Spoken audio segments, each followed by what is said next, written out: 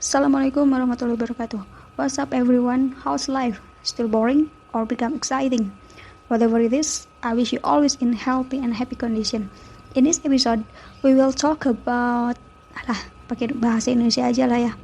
Jadi di episode kali ini, podcast ini mau bahas tentang hal yang tidak diajarkan di sekolah. Apa tuh? Sebenarnya, kalau ditelisik, ada banyak sih yang menyangkut kecakapan hidup, kemampuan untuk mempertahankan diri di dunia yang ganas ini. Tapi episode ini gak akan membahas semua, kepanjangan. Kalau kata Robert Kiyosaki dalam bukunya yang berjudul Rich Dad Poor Dad, kenapa banyak orang sekolah tapi sedikit yang kaya? Kenapa banyak orang pintar tapi mereka juga gak kaya? Jawabannya, karena sekolah tidak mengajarkan para siswanya untuk mengelola uang. And that's right, bahkan saya pun yang mengambil studi pendidikan ekonomi dan waktu SMA mengambil jurusan sosial yang notabene ada pelajaran ekonominya, seingat saya nggak ada materi itu. Waktu kuliah memang ada mata kuliah manajemen keuangan, tapi tidak mengajarkan bagaimana untuk mengatur keuangan pribadi. Tapi itu pengalaman saya sih, entah di sekolah lain atau pendidikan tinggi lain apakah mengajarkan ini atau tidak. Namun, bahkan orang-orang di sekitar saya yang sudah lama berkecimpung di dunia pendidikan ekonomi pun nampaknya belum terlalu memahami ini. Terbukti ketika kami berdiskusi soal investasi. Isi dari buku Rich Dad Poor Dad karya Robert Kiyosaki mengajarkan bahwa selama ini kita memegang paradigma yang salah tentang uang. Kenapa buku ini berjudul Rich Dad Poor Dad? Karena Robert Kiyosaki menceritakan pengalaman masa kecilnya bersama ayah kaya dan ayah miskin. Ya, Robert Kiyosaki punya dua ayah kandung dan ayah temannya yang dianggap sebagai ayahnya sendiri. Ayah kandung Robert Kiyosaki adalah seseorang yang berpendidikan tinggi dan berprofesi sebagai pendidik yang digaji negara. Sementara ayah temannya adalah seseorang yang tidak berpendidikan tinggi, tapi membuka usaha sendiri. Di awal saya membaca buku ini, saya bertanya-tanya, loh, kenapa ayah kandungnya sendiri yang hidupnya terjamin disebut sebagai ayah miskin, sementara ayah temannya yang memiliki usaha kecil disebut ayah kaya? Rupanya, karena perbedaan cara pandang keduanya terhadap uang. Podcast episode ini akan banyak bicara soal uang, tapi tidak bermaksud membuat saudara sekalian jadi materialistis. Saya harap kita selalu ikhlas dalam mengerjakan apapun. Tapi ilmu tentang uang ini penting, karena ini perihal literasi keuangan. Saya nggak akan bahas bukunya Robert Kiyosaki lebih lanjut, karena bukan endorse juga. Intinya, dari buku itu saya belajar yang namanya investasi. Apa sih investasi itu? Investasi itu menanam uang atau modal ke dalam suatu perusahaan atau proyek untuk mendapat keuntungan. Investasi banyak jenisnya, tapi di sini kita bahas investasi surat berharga, karena memang wawasan soal ini masih kurang merakyat.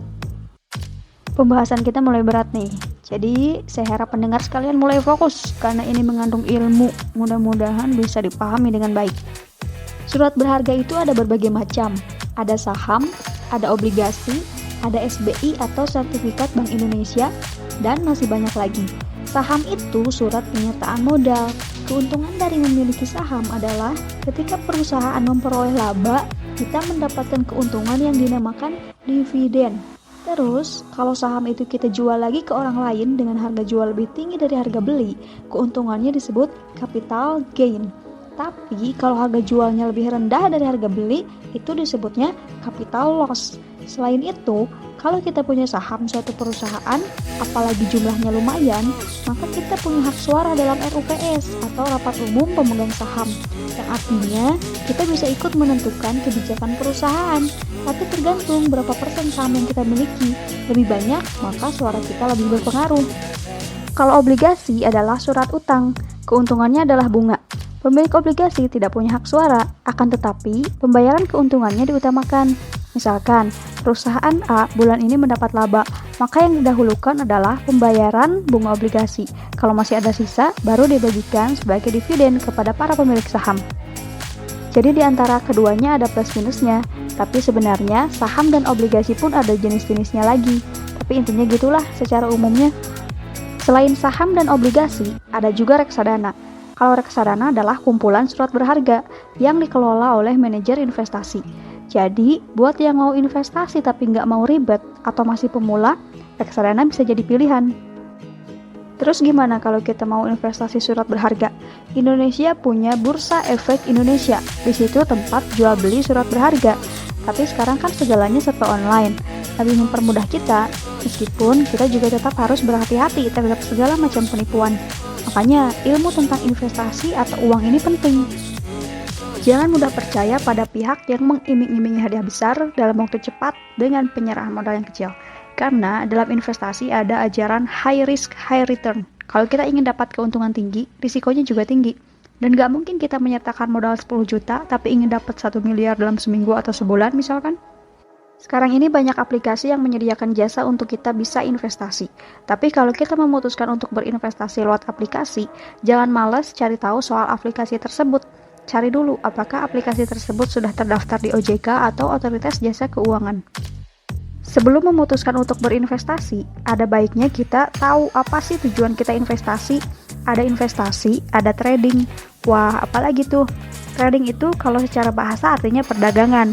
Tapi kalau di dunia saham, trading itu adalah kita pantau terus perkembangan saham kita. Ketika nilainya akan jatuh, kita jual. Ketika nilai diprediksi akan tinggi, kita beli. Dan nanti kita jual lagi kalau nilainya mencapai titik tertinggi untuk mendapat keuntungan besar. Ini sangat berisiko.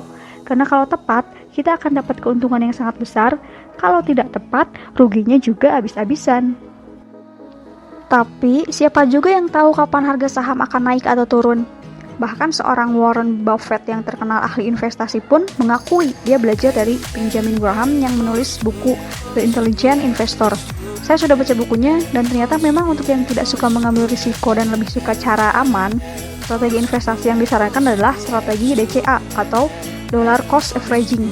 Jadi kalau pakai strategi ini, nggak peduli harga sedang naik atau turun, kita tetap beli di waktu yang ditentukan. Misalnya, kita beli surat berharga tersebut tiap bulan tanggal 1, tanpa peduli harga sedang naik atau turun. Kembali ke tujuan investasi. Jadi, tentukan dulu apa tujuan investasinya. Misalkan, kita mau investasi buat membeli A, atau membangun B, atau pergi ke C. Tentukan juga batas waktunya. Misalkan 10 tahun lagi, 20 tahun lagi. Jadi, kita pilih surat berharga, lalu lakukan strategi DCA sesuai target waktu kita.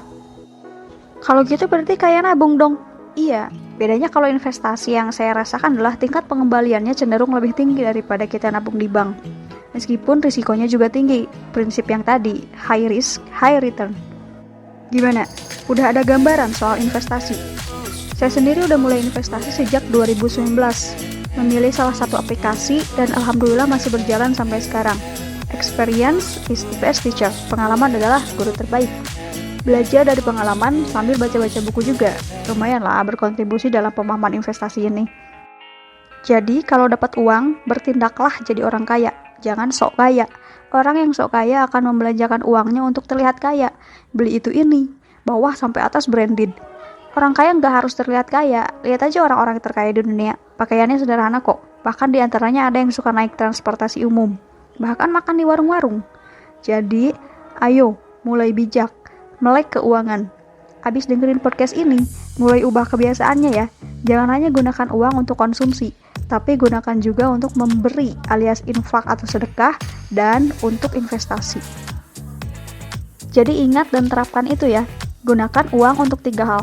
Konsumsi, memberi, dan investasi. Oh iya, saya investasi reksadana juga di aplikasi yang inisialnya B, 5 huruf, belakangnya T. Mohon maaf, gak disebutin karena bukan endorse juga. Tapi kalau kamu mau investasi di situ juga, ntar pas daftar masukin kode referral DEKANFKIP ya. Ada tuh tulisannya di layar DEKANFKIP. Gampang kan? Kalau kamu pakai kode itu pas daftar, ntar pas mulai investasi kamu bakal dapat cashback Rp25.000. Dan saya pun begitu. Simbiosis mutualisme kan? Oh iya, jangan lupa juga kalau mau investasi surat berharga, pilihnya yang syariah, biar berkah. Kalau dijelasin ini bakalan panjang lagi dah. Sampai sini dulu ya. Kalau masih bingung, ada pertanyaan, bisa ditanyain. Pertanyaan akan dijawab dengan sangat senang hati. Semoga bermanfaat dan Assalamualaikum.